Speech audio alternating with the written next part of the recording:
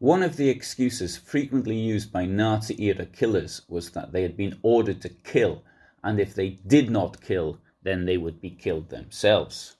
However, there is not one solitary example that I know of where this actually happened. That is not to say that the Nazi German military courts were not extremely severe. At least 18,000 German soldiers were shot during World War II. Compare that to 0 in the British Army. If we were to take the US Army as an example, during the period from the 7th of December 1941 to the 22nd of February 1946, 141 US soldiers were executed, 71 for murder, 51 for rape, 18 for murder and rape, and only 1 for a military offence, that of desertion. Thomas Blatt was born in Izbice, Poland in 1927. In April 1943, he was deported to the Sobibor death camp, from where he escaped in the prisoner revolt of the 14th of October 1943. I spent a great deal of time with him both in Poland and in the United States, talking about his experiences during the war. Some of these talks I actually recorded and can be found on YouTube. He told me of the case of one of the SS staff who asked for a transfer out of the death camp, and when given his transfer out, he even came to say goodbye to some prisoners and shook hands with them, as though he was moving from one job to another, which in effect was the case. Now, that man wasn't directly involved in killing, but there are cases where even the killers asked for a transfer. Erwin Schultz, shown in this photograph in detention after the war, was the commanding officer of Einsatzkommando 5, which was subordinated to Einsatzgruppe C. He initially participated in killings in the formerly Soviet-occupied zone of Poland, then in turn occupied by Nazi Germany, but when asked to shoot more people in Zhytomyr, he asked for a transfer and returned to his old job as commander of the Führerschule der Sicherheitspolizei, that is the Führer School or the Leader School for the security police in Berlin-Charlottenburg. His transfer did not even affect his career. Only shortly after leaving the occupied Soviet Union, he was promoted to SS Oberführer on the 9th of November 1941 and to SS Brigadeführer und Generalmajor der Polizei on the 9th of November 1943. The same rule applied to people of lower rank too. Matthias Graf, shown here also in post-war detention, was attached to Einsatzkommando 6 as a Unterscharführer, that is to say a corporal. After 1 year he was promoted to Scharführer, sergeant, and when he left the occupied Soviet Union in October 1942 he held the rank of Oberscharführer, that is to say master sergeant. In September 1942 Graf was assigned to be in charge of a subcommando, but he refused to accept the assignment. Because of this refusal, he was arrested and placed in custody for disciplinary action, but this action was dropped after only a few days and he was sent back to Germany in October 1942. Another example is the case of Niklaus Ernst Honig, who was an officer in a police battalion. In June 1941, Honig was ordered to go to an officer training course for the security police, Schutzpolizei. Membership of the SS was expected, but he refused and even criticized Nazi policies such as Lebensbaum and the existence of the nearby Dachau concentration camp. In mid-October 1941, Honig was ordered here to Lublin in the General Government of Poland to work with Police Battalion 306. In September 1941, SS Obergruppenführer Kurt der Lüge, chief of the Order Police, ordered his unit to shoot prisoners of war from the Soviet Union. At the end of October 1941, Honig himself received the order as platoon commander of the 2nd Company of the battalion. He was ordered to shoot 780 prisoners of war, soldiers of the Red Army, in a forest near Zamość, who were regarded as political officers or Jews and previously had been chosen by the security police and the SD from Stalag 325 to be shot. Honig reported to his battalion commander, Ernst Dreyer, that he had to refuse this order as it contradicted international law and also Section 47 of the applicable military penal code.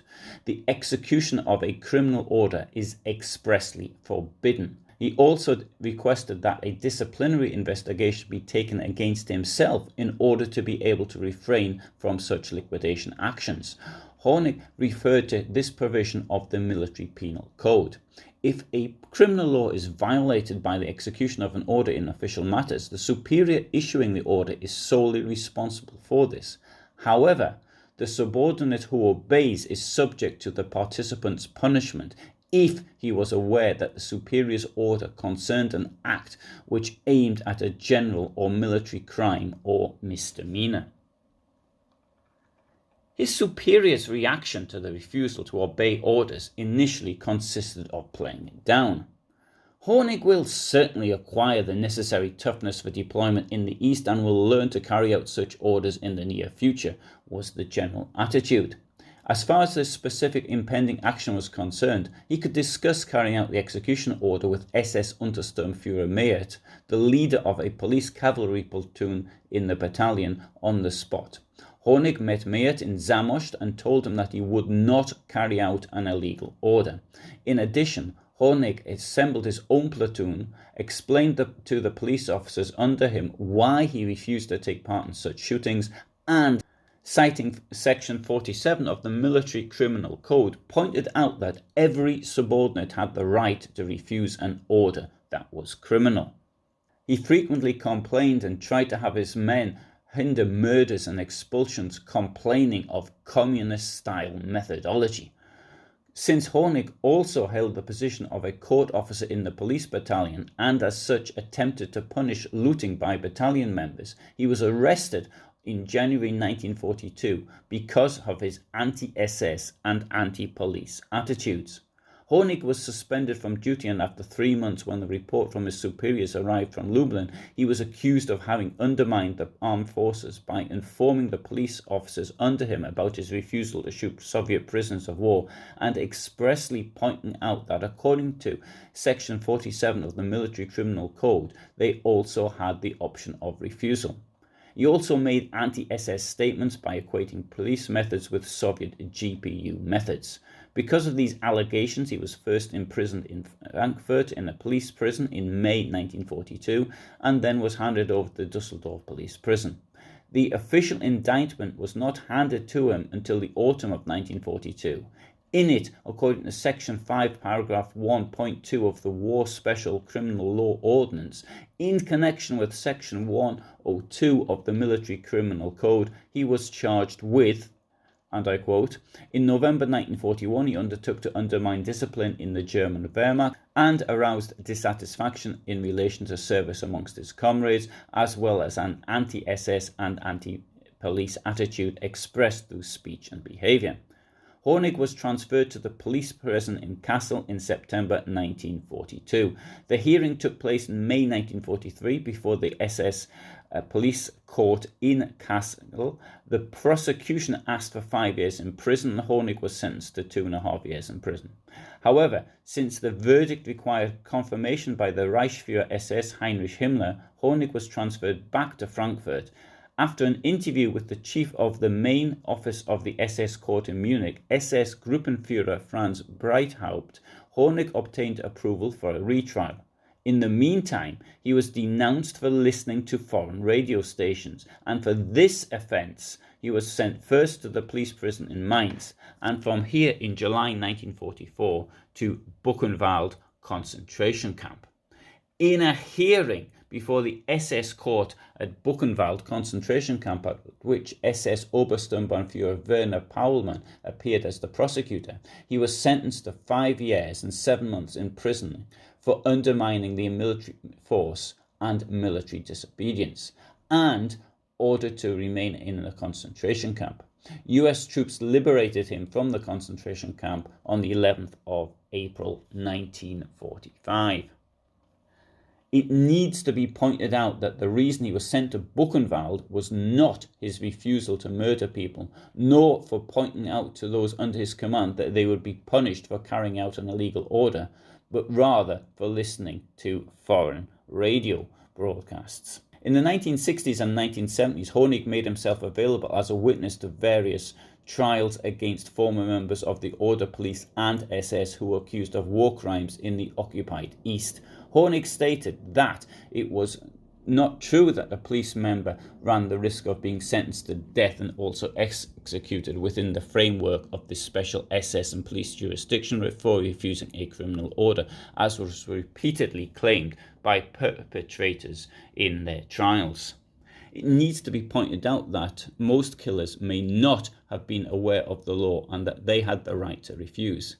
That is not the case, of course, as far as the Einsatzgruppen commanders, who, as lawyers, as many of them were, would be expected to know the law and its application.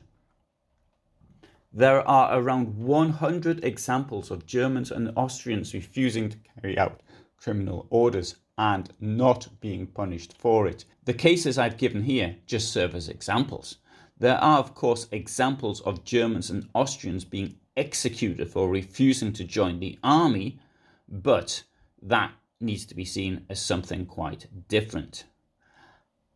I may do longer videos on the people mentioned in this presentation at a later date, and should I do that, it will probably be posted on a Friday, because I upload every Friday at 2000 hours Central European time, and sometimes I upload at other times as well. So if you're interested to hear more stories such as this from the period of Nazi Germany and indeed communist Soviet Union, then you might want to subscribe. So if you press the subscribe button and the bell, then you'll know when I'm uploading.